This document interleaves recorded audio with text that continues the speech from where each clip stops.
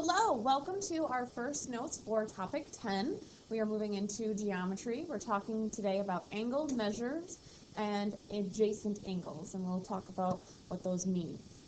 Let's dive right in here. They're just giving us the basics of what an angle is. So they're stating that an angle, and this is the symbol for angle right here, that's how you read that, is a figure formed by two rays with a common endpoint.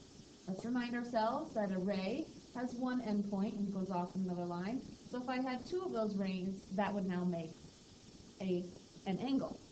And they're telling us that we can name the angle that is shown right here. We can either name that angle, angle ABC, angle CBA, angle B, or angle 1. They're also going on and telling us that the vertex of an angle is the point of intersection of two sides of an angle. So the vertex of an angle here would be B. So point B is the vertex of this specific angle. Okay? Then it also says we measure angles in units called degrees, and we can use a protractor to measure angles.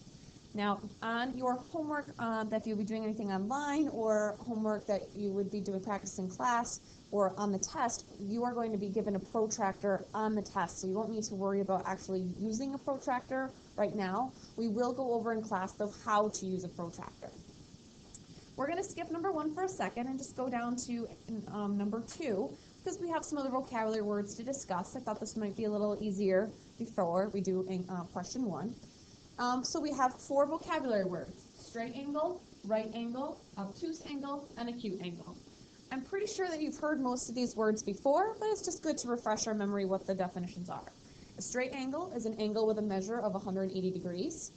A right angle is a measure of 90 degrees, and we use this symbol in the corner to say that something is 90 degrees, so we don't actually have to label the angle with 90. An obtuse angle is now an angle that measures between 90 and 180. So if we were thinking about this as in an inequality, it cannot be 90 or 180. It can be between them. And with an acute angle is an angle, I always say, oh, it's so cute, that's between 0 and 90 because they're smaller than 90. So I'm going to ask you to go ahead and classify each of these angles as either acute, right, obtuse, or straight. Now, I imagine that you got all of them correct except for this one. It does look pretty darn close to a right angle, but you cannot assume that it is a right angle. If it does not have the little box in the corner, you cannot assume that it's a right angle. Even if you were to take your protractor and measure it, you have a tricky slope too, because sometimes the shapes are not to size. I would say not drawn to scale, so you can't use your protractor unless they tell you to use it. So going back then to number 1, we are actually going to use a protractor to measure both of these. Now again, I know you don't have a protractor at home, but I'm just going to show you how you would use a protractor.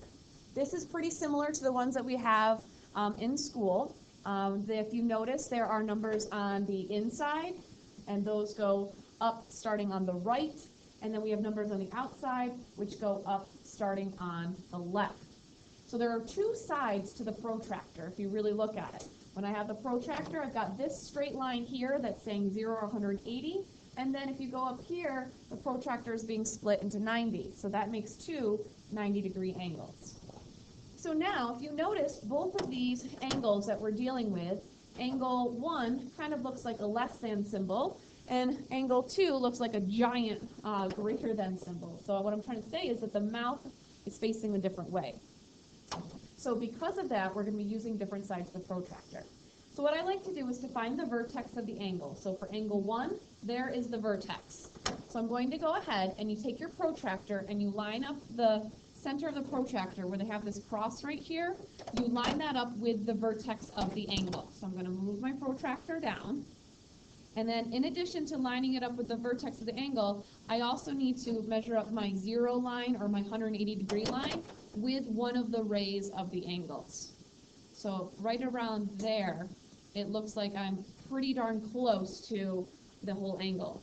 Now, it's harder for me to see because I can't see as clear here, but it'll be easier for you when you have your protractor. And if you see the line ever so slightly is right here, and that appears to be at 21 degrees. So I'm going to say that the measure of angle 1 is 21. And that makes sense because that is definitely an acute angle. It's definitely less than half of 90, so it makes sense that it's 21 degrees. So I also want you to notice that on that one, I used the inside numbers because I was starting on the right side and I was starting at 0. And it wouldn't make sense to go the other way because if I said that that was a 150 degree angle, we're talking about an obtuse angle, and that doesn't make sense. So number 2 is obtuse. So again, it would not make sense if I was to put my protractor, it would not make sense for me to use the inside numbers. If I use the inside numbers, you would say that your angle is something around 40. That 40 is an acute angle, not obtuse. There's no way that that's going to be the correct answer. So be very careful that you're using the correct set of numbers.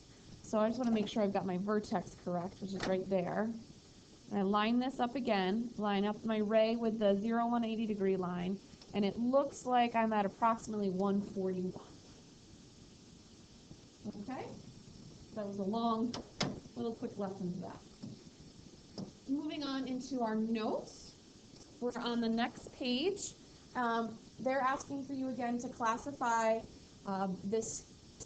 which it says you can classify angles as acute, right, obtuse, or straight. Which type of angle is not represented in the diagram?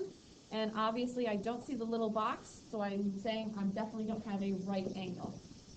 But in addition to that, I want to just go through and practice naming angles and then defining whether it's acute, obtuse, or straight. So if I have this angle, I can either call the angle AOB or BOA. You would not want to call that angle O because you would not know which angle you're actually referring to. So if I call that angle, I'm writing angle, AOB, that would be acute. If I then look at angle BOC or COB, I would definitely say that that one is obtuse. And then the other angle would be AOC, which would be the straight angle.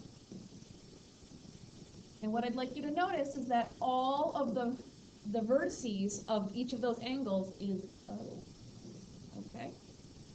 Number 4 is asking, can the sum of the measures of 2 acute angles be greater than the measure of a straight angle? Why or why not?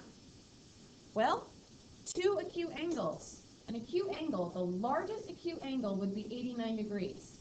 So if I had 2 of those being added together, can that be greater than the measure of a straight angle, which is 180?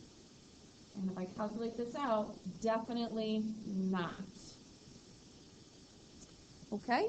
Now we're going to be switching gears. We're going to be using our definitions of straight angles and 90-degree angles to now write equations. So looking at number 5, they're telling us that the measure of angle 1 is 3x minus 15. And then they want us to find the value of x. And at first you might be saying, they have not given me enough information. They've only given me an expression, not an equation. But if you look at the diagram, that always helps. It's a flagpole, and they are telling you that the flagpole to the ground is a 90-degree angle. So they're telling you that angle 1 is 90 degrees, and they're telling you that angle 1 is 3x minus 15. So that is now enough information for me to set up an equation. So it's a 2-step equation. I add 15 to both sides. I get 3x equals 105. I'm going to divide by 3, and I get x equals 35. So we're not out of equations yet. I'd like you to notice that my answer is not 35 degrees, it is just 35. So angle number 6 is similar to this one, except this time they're telling me that angle ABC, and I'm going to put this little arc here so it makes it easier to see your angle. They're telling you that that is 2x minus 30, and they're telling you that it is 60. So go ahead and solve that. All right. So again, the difficult part with this question is really setting up the equation, not necessarily solving it. Switching gears again, we're now moving on to 2 angles that are adjacent angles if they share a vertex and a side, but have no interior points in common. Just to say what the word adjacent means, that is a large word for next to. But in addition, there's some other things we need to pay attention to. They're showing us with two diagrams here that AOB and angle BOC, so angle AOB and BOC, they are telling you that they are adjacent angles. This angle is right next to this angle. They share this side, but they don't have any interior points in common. And when I'm saying in no interior points in common, I will use that with this explanation over here. They're telling you that AOB, so AOB, they're showing you right there, is not adjacent to COD because there's this other angle of BOC wedged in between there. So they do not share they share a vertex of O, but they don't share a common side. So that's why those are listed there. There's also another pair of angles that are not adjacent, and I would like to be clear here. You have AOC, so I'm going to show this arc here. AOC is not adjacent to BD because right here they're overlapping. That's interior points that they have in common. So I'm just going to write that angle AOC is not adjacent to BOD. Okay? So question number 7 is asking you which angles are adjacent to angle EOD. So what I like to do is I just like to highlight that that is my angle that I'm talking about, which is angle EOD. And I need to find an angle that shares a common vertex and a side, but doesn't have any interior points in common. So go ahead and see if you can find 3 angles that are adjacent to EOD. All right. I said angle AOE, which could also be angle EOA. And same thing with angle DOC, which could be angle COD. But just wanted, I also put the arcs here to show clearly the angle what they are. So angle DOB is this whole angle here. Even though I know that that other ray OC is cutting through that angle, they still share the common side of DO. And then also angle DOC, which is the one in green, that shares the common side with angle EOD as well. Question number 8 is saying that the measure of angle PRS is 80, so what is the value of X? So they're telling me that PRS, so all of that, they're telling me is equal to 80 degrees. So if all of that is equal to 80 degrees, and the first angle is X, that makes up angle PRS, and the second angle is 25, that makes up angle PRS, and those add up to 80. So it's just a one-step equation from here. I subtract 25, and I will get 55 as X. Number 9 is very similar. I'm going to ask you to go ahead and give that one a try.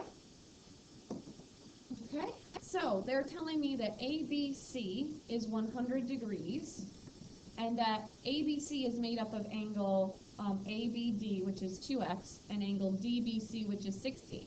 So together, they add up to 100 degrees, so I can set up my equation of 2x plus 60 equals 100, and solve my equation to get x equals 20. Please be sure to ask if you have any questions. We will see you later.